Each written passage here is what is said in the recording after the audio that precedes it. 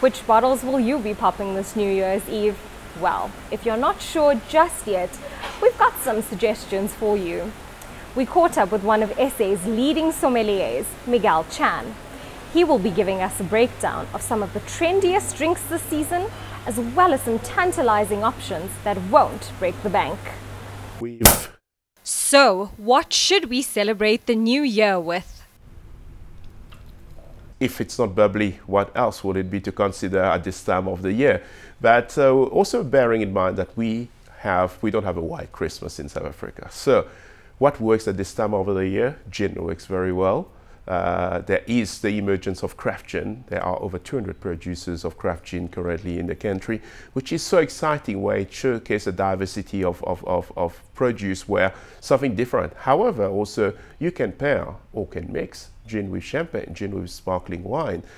You have a big cup, lots of ice, gin, sparkling wine, fresh fruit of the season. It's one of the most amazing drink one can have. It's about creativity. It's about being original. Yes, a cold bottle of bubbly is always welcome. It's the easiest option to have in the fridge, ready for celebration. However, I will advise or urge anyone, think outside the box, have a couple of bottles of gin, have some mixes. But before we delve into the best types of sparkling wines and champagnes, what is the difference between them? Champagne is at the top end of the luxury segment of sparkling wine, followed by any good quality sparkling wine made according to the champagne method, and also it's bottle fermented, like our local MCC, which stands for Method Kept Classic.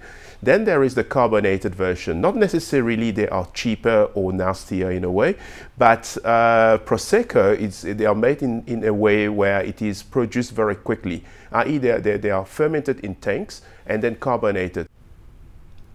South African MCC comes very close to actual champagne.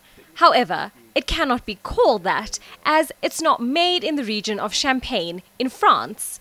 So, when did South Africans begin replicating the world-famous bubbly?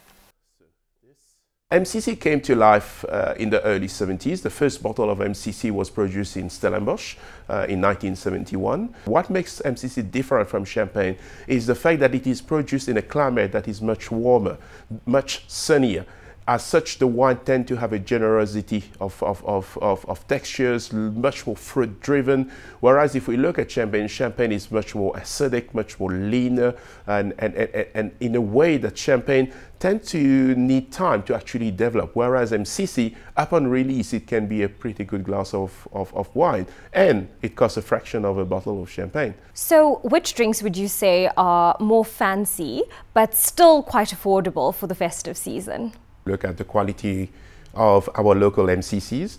They are great sparkling wine. They are as good as any champagne. They will be on average a third of the price of a non-vintage champagne.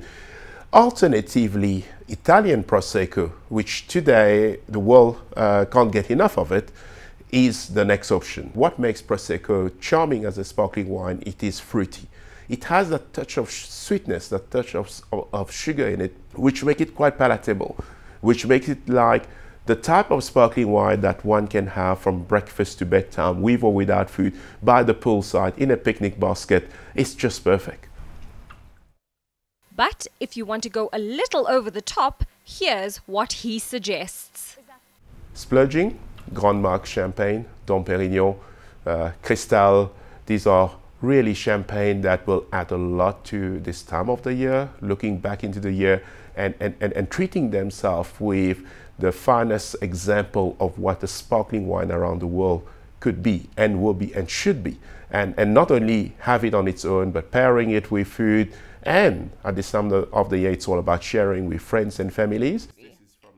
And after all the overindulging with friends and family over Christmas, Chan suggests keeping it light and fresh with New Year's desserts.